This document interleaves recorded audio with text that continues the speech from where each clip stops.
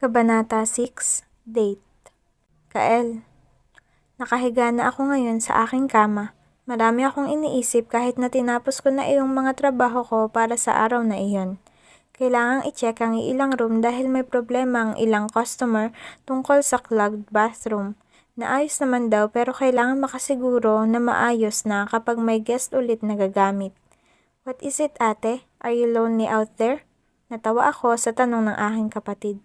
I admit it, kahit na tumayo ako bilang ina ni Kael sa Amerika, hindi pa rin ako nakakasigurong naging mabuti akong ate sa kanya. I make sure that he's alright all the time but I'm not sure if he's okay with what I'm doing to him. Yes, a bit, pag-amin ko. Can I ask you something? My best friend is also my worst enemy. Ganyan kaming magkapatid. I open up to him and he tells me his opinions too. Ang hindi ko lang ina-open up sa kanya ay iyong love life ko, dahil masyado pa siyang bata upang pagtanungan noon. Sure, what is it? I miss his large and thick glasses and all his curious questions. I miss him big time. Am I a good girl? Tanong ko sabay yakap sa aking unan. Well, not really, he admitted. What? Medyo nagulat ako sa naging sagot niya, ngunit sa huli ay natawa rin. I think you're a bit spoiled. Why do you ask, ate? Humagalpak ako sa tawa. Mikael, you are brutally honest. You are asking me a question, ate. I'm only giving you my answers, he insisted. Sige, tell me more then. I think you're a bit spoiled. I remember the first time we were alone in our house, you asked me to clean the whole of it while you sleep. Nagtawanan kaming dalawa. Naalala ko iyon. Naalala ko kung gaano ako karebelde noon pa man. Tumino lamang ako nang iwan kami ni mama. Tumayo lamang ako bilang responsableng ate noong kailangan ko na. So no, Kael is right. I'm not totally a good person. Hindi ako mabait. Napilitan lamang akong tumino. And I remember, nagtago ka from Kuya Bronson because you don't want to see him. You asked me to tell him you're gone. You made me lie, ate. Don't worry, Kael. Akin pa rin ang kasalanan noon, hindi sa'yo. I manipulated you so you're not going to hell for that. I am. You're like a mini Tita Marem, Kael laughed. Natigilan ako roon. That's not funny, Kael. I really hate being compared to Tita Marem. Ilang beses ko nang narinig iyan kay Brana, kay Papa at sa aking mga pinsan, ngunit iba pala ang pakiramdam ngayong napagtanto mong medyo may pagkakahawig nga kayo. The next days, I am not sure if I'm just too attentive or si Bal isn't that talkative anymore. Noong naglinis siya sa kwarto ko ay tahimik kaming dalawa. Magtatanong lamang siya kung may kailangang malaman at iyon na iyon. I asked him to clean my office too and he's also a bit quiet. So I tried to remember all the moments we're together while he's cleaning. Hindi nga naman siya masyado nagsasalita. Tsaka lang tuwing may sinasabi ako, kaya ngayong wala akong sinasabi ay hindi na rin siya nagsasalita.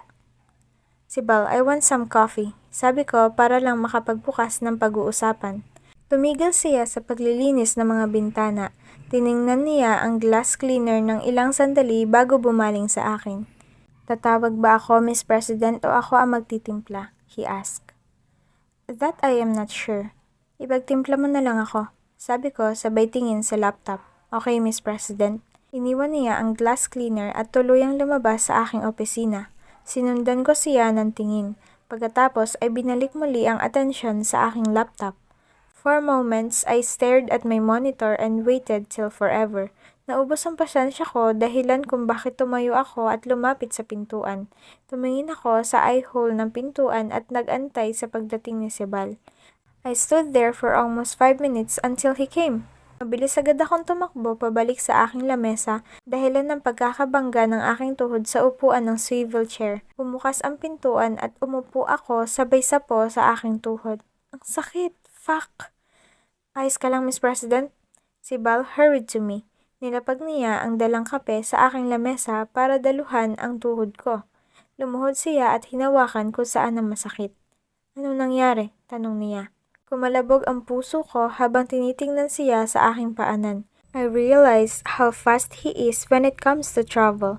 Siyempre, iyan ang trabaho niya. He needs to protect me from trouble. I'm fine, I said. Medyo masakit lang dito. Tinuro ko ang eksaktong lugar kung saan masakit. Napangiwi pa ako nang pinindot niya iyon.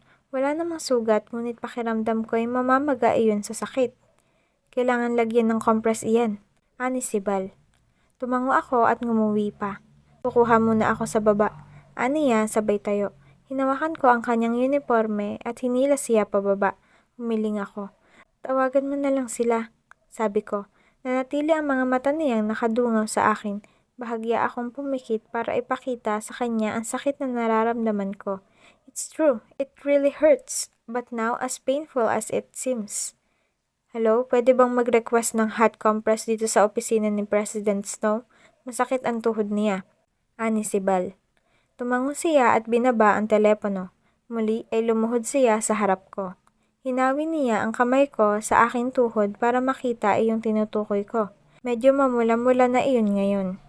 Bakit ka ba nagmamadaling umupo kanina? What? He saw me trying to sit? Tumikim ako at tumuwid sa pagkakaupo. Hindi ako nagmamadali. No, I said. Suminghap siya at tumayo. Antayin na lang natin ang compress na hiningi ko pagkatapos ay gamutin natin iyan, aniya. Tumango ako at tiningnan muli ang aking tuhod. Hinintay nga niya ang maghahatid ng ni-request ko. Nang may kumatok ay dumiretso na siya sa pintuan.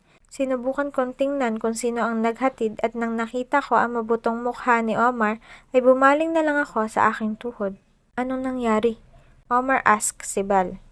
Tumama ang tuhod sa upuan. Ako na ang gagamot. Salamat pre, ani si Bal.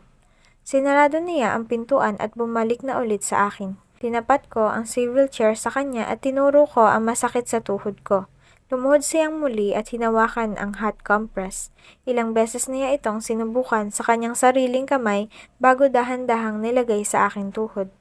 Sabihin mo ko masyadong mainit, aniya. Tumango ako at tiniis ang init. Baka mamaga iyan. Mawawala rin ang pamamaga, mabuting at hindi nagsugat. Ngumiti ako at pinagmasdan siyang abala na nilalagyan ng compress ang aking tuhod. Ang sakit talaga, sabi ko sa boses na hindi ko makilala. Sinulyapan ako ni Sibal pagkatapos ay ginulo niya ang buhok niya. I almost couldn't breathe properly when I saw him in his messy hair. What the hell? Maayos din ito, Miss President, ani Sibal.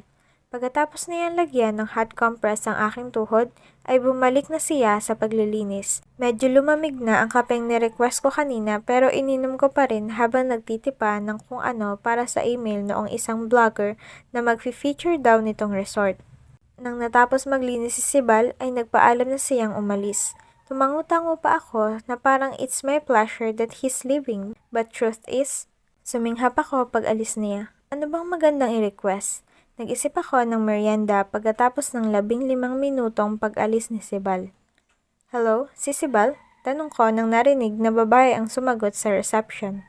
Miss President, nagsasauli pa ng mga materials sa housekeeping department. May gusto ka bang iparating? Pakisabi na gusto kong kumain ng red velvet cake, sabi ko. Kung busy pa po siya, ayos lang po ba na si Ryan ang maghahatid? Hindi, si Sibal na ipaghatid niyo. Siya naman ang dapat maghatid, hindi ba? Okay, Miss President. Binaba ko agad ang tawag at nag-antay sa pagdating muli ni Sibal. Ilang sandali ang nakalipas ay dumating nga siya dala ang aking red velvet cake. Ayaw ko namang kumain. Gusto ko lang mag-request kaya nilagay ko na lang iyon sa aking tabi. Days remained that way. Sa umaga, pinapaulanan ko ng request si Sibal. Sa hapon ay ang eskwelahan ang may-ari sa kanya kaya wala akong magagawa. Tuwing mapapadaan ako sa kanyang classroom ay sumisilip ako. Minsan seryoso siya sa kanyang papel. Minsan naman ay nagtatawanan silang dalawa ni Katarina. Bukas ayos ba? Para walang pasok, ani Jack nang nag-usap kami kung kailan talaga namin pagpaplanuhan ang aming reporting. Sabado na bukas, medyo naging maayos naman ang first week of school ko. Hindi naman nakaka-stress. Okay, I said. Kayo? Tanong ni Jack sa ilang mga kaklase ko. Game kami riyan, sabi nila. So, it's a done deal then. Tomorrow night 6. Alright.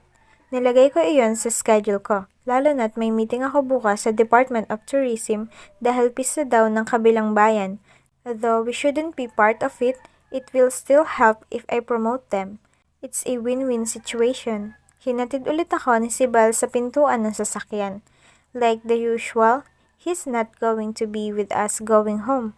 Kasama niya si Katarina pauwi. And for the first time in 5 days, I looked back to see them. Silang dalawa lang. Yakap ni Katarina ang kanyang mga libro habang si Sibal ay lumingalinga. Naghahanap siguro ng tricycle. Pagkatapos ng ilang sandali ay tumawid sila. Hinintay ni Sibal si Katarina bago tuluyan naglakad. Nang nauna naman si Katarina ay hinila niya iyon pabalik at mukhang pinagalitan. Bumagsak ako sa upuan at taas noong tumingin na lamang sa kalsada sa harapan. Enough of viewing that snow, enough. Pagkatapos ng meeting namin sa Department of Tourism, ay tumawag agad ako kay Papa.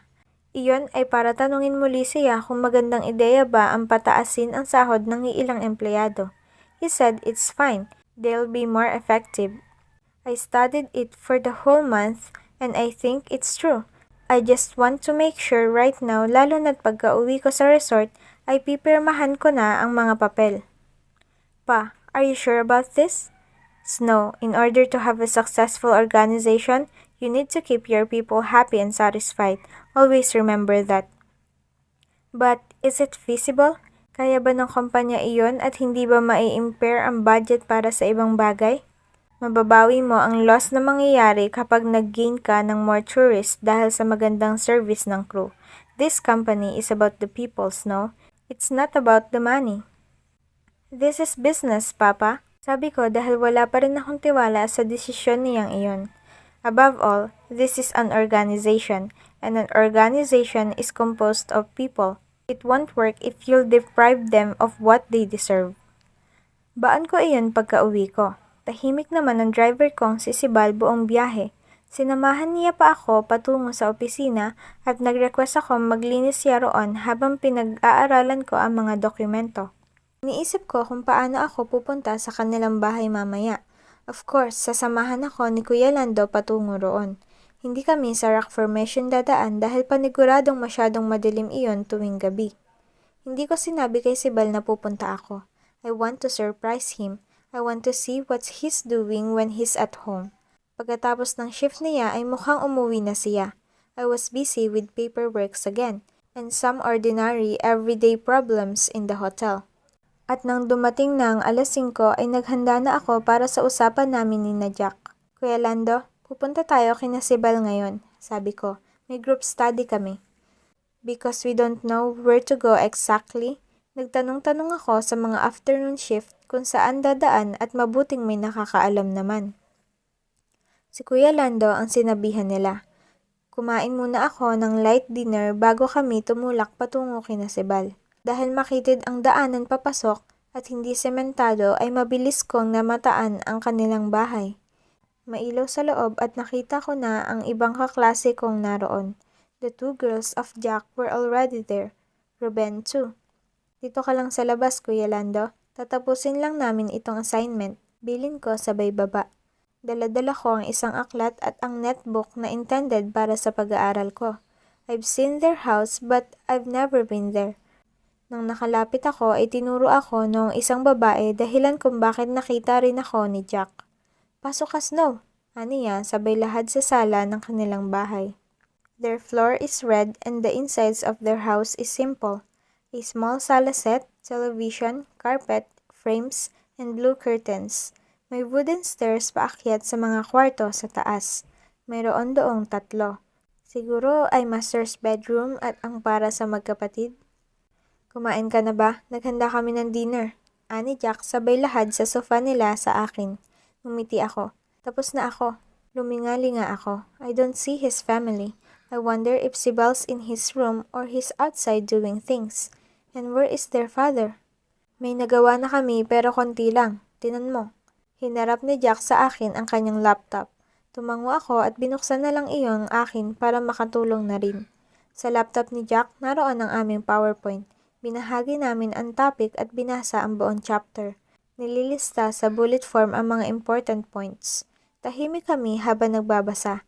Si Jack at iyong isa sa mga babae niya ay panay ang kulitan samantalang panay naman ang saway ng isa pang babae sa kanila. Hindi tayo matatapos nito kung hindi kayo tumahimik, ani Ruben. I typed everything that's needed. Malapit na ako matapos nang napagtanto kong nakakaisang oras na kami. Bumukas ang pintuan ng kwarto ng tatay ni Nasibal. Lumabas siya at namataan agad ako. "Oh Jack, nasaan ang kuya mo? Nandito pala si Snow." "Magandang gabi po," sabi ko. I realized I don't know the name of their father. He didn't mention it to me though, and I don't want to ask him right now. "Snow, kumain ka na ba iha?" Nagpabili si Jack kanina ng pagkain dahil pupunta raw ang mga kaklase niya. Hindi niya naman sinabing kasama ka. Bumaba ang kanilang tatay at lumapit sa kusina. Tiningnan niya ang mga ulam na tinakpan ng plato habang nakikipag-usap sa akin. "Ayos lang po, kumain ako bago pumunta rito," sabi ko. Tumango ang tatay ni Sibal. Nilingon niya si Jack na hanggang ngayon ay seryoso sa kanyang binabasa. "Jack, ang kuya mo." "Nasa labas kasama si Katarina." "Sinabi mo bang narito si Snow?" Umiling si Jack nang wala sa sarili. Nagkatinginan kami ng tatay ni Sibal. Nagtaas ako ng kilay at bumaling muli sa binabasa. "So what if he's with Katarina? I'm here for our group study." "Lalabas muna ako magpapahangin," sabi ng tatay nila at tuluyan nang ginawa iyon. Suminghap ako at umirap na lamang sa kawalan. Naabutan kong pasimpleng hinuli ni Jack ang tingin ko. "What?" Pagalit kong sinabi. He smirked. "Oh, he's like his brother, only a bit different." "May numero ka ni kuya?" He suddenly asked. "Wala," sabi ko. "Oh, empleyado mo. Personal na bodyguard pero wala." "Is there a need for that, Jackson?" "I don't know." Nanatili ang mga mata ko sa netbook at nagtipa ulit ako ng karagdagang impormasyon. "Actually, there's a need, Snow. Paano kung may emergency, hindi ba?" "Bakit ba natin ito pinag-uusapan? Shouldn't we talk about our report?" Tanong ko. "Jack, hindi natin ito matatapos kung nagtatalo kayo ni Snow," malambing na sinabi noong isang ingrata. "Seriously, I don't know their names. I don't think I need to. Problema na ni Jack iyong pagsusulat ng pangalan ng groupmates namin dahil wala akong pakialam sa dalawang babaeng kinakasama niya. I would be more happy if it's Pauline, the chismosa from our first class. Pero dahil hindi, whatever." "Nagtatanong lang ako," tumawa si Jack. "Malapit na akong matapos, don't worry," sabi ko. "Pero pag-uusapan pa natin kung paano ito ire-report, hindi ba?" ani Ruben. "Pwedeng diskarte na lang natin iyon. Tutal, iba-iba naman tayo ng topic," sabi ko. "I prefer working alone. Must be the reason why I'm not effective in the organization." "No, kailangan natin mag-usap-usap pa rin, Snow. Dapat tayo magkasundo kung paano para pag may iba tong tanong, makakapagtulungan tayo," Jack said. "I just thought it would be easier if each of us work on our topic than work together. Lalo na't hindi ko type ang iba sa grupong ito. Landi lang yata ang pinunta rito." "Well, it can't be helped. Jack is good-looking like his brother." Pagkatapos kong itipa ang lahat ng tungkol sa topic ko, ay sinarado ko na ang aking laptop. Nilingon ko ang ilang frame kung nasaan ang mga pictures nila bilang pamilya. Most of the pictures were of them three. I wonder when their mother died. May isang picture akong nakita ng isang magandang babae. That's probably their mom. Ngunit napagtanto kong ang kanilang mukha ay mas nagmana sa kanilang ama. Reyegong-reyego. Tawanan galing sa labas ang narinig ko. Babaeng tinig at papalapit. Nilingon ko kaagad ang pinanggagalingan at nakita ko roon si Sibal at si Katarina. Nakangisi pa si Sibal at si Katarina ay todo ang hagikik. "Oops," ani Katarina nang nakita kami sa sala. "Akala ko makakanood tayo ngayon noong paborito kong palabas. May nag-aaral pala rito." Nagkatinginan kami ni Sibal. Kita ko ang gulat sa kanyang mga mata. "Magandang gabi, Miss President. Hindi ko alam na dadalaw ka rito." Formal niyang sinabi. "May group study kami, Sibal, at bakit ko dapat sabihin sa iyo ang lahat ng gagawin ko?" Dahan-dahan akong nagligpit ng gamit sa aking netbook. Nagkatinginan ulit kami ni Jack. May multo ng ngiti sa kanyang labi. Inirapan ko na lamang siya. "Saan na tayo manonood, Sibal? Sabi mo, date tayo rito sa sala nyo." "Date? Date? Date?" Halos matawa ako. How poor that date is, huh? I would appreciate date near the shore, not to watch television. What a corny kind of date that is. Oh, Snow, aalis ka na? Tanong ni Jack nang tumayo ako. I'm done. I'll email it to you later. Text me your email address and also, inaantok na ako. Masyado ako maraming meeting na ginawa kanina. Sabi ko at tumalikod na. Nagkasalubong kami ni Sebal. His serious expression really gets to me. It's like there's something about him I can't point out. I can't figure out. Ihahatid na kita, Miss President, ani Sebal. Nilingon ko si Katarina na inupo na ang sarili sa aking plastik na silya malapit sa TV. Nakangiti siya sa akin. Hindi na, si Kuya Lando ay nagaantay sa labas. Jack, Ruben. Tiningnan ko ang dalawang ingrata at tinanguan as a sign of courtesy. I need to go. Tumayo si Jack at agad lumapit sa akin para siguro ihatid ako. Paghakbang ko ay sabay pa silang magkapatid. Ako na Jack, balik ka na sa ginagawa mo, sabi ni Sebal sa kapatid niya. Kuya, ako ang nag-imbita kay Snow. Balik ka na kay Katarina, natatawang sinabi ni Jack. Iniwan ko na sila roon. Hindi ko na hinintay kung sino ang nanalo sa pagtatalo nilang dalawa. Pinagbuksan ako ni Kuya Lando ng pintuan. Si Jack ay nasa likod ko at si Sebal ay nasa labas ng kanilang bahay na tanaw ako. Let's go, Kuya Lando, sabi ko at pinaandar niya na ang sasakyan. Hindi ko na muling tiningnan si Sebal pagkaalis. They're dating. And I shouldn't freaking care. I shouldn't envy her. It's just watching TV actually. I have better experiences of dates. Really, ang corny ni Sebal. Ang corny ng ideya niya sa date. Ang corny-corny. May sasagot kaya sa kanya kung ganyan ang ideya niya? Sasagot? Nililigawan niya ba si Katarina? Naitanong ko ba iyon sa kanya? Iritadong-iritado ako. Hindi ko alam kung bakit.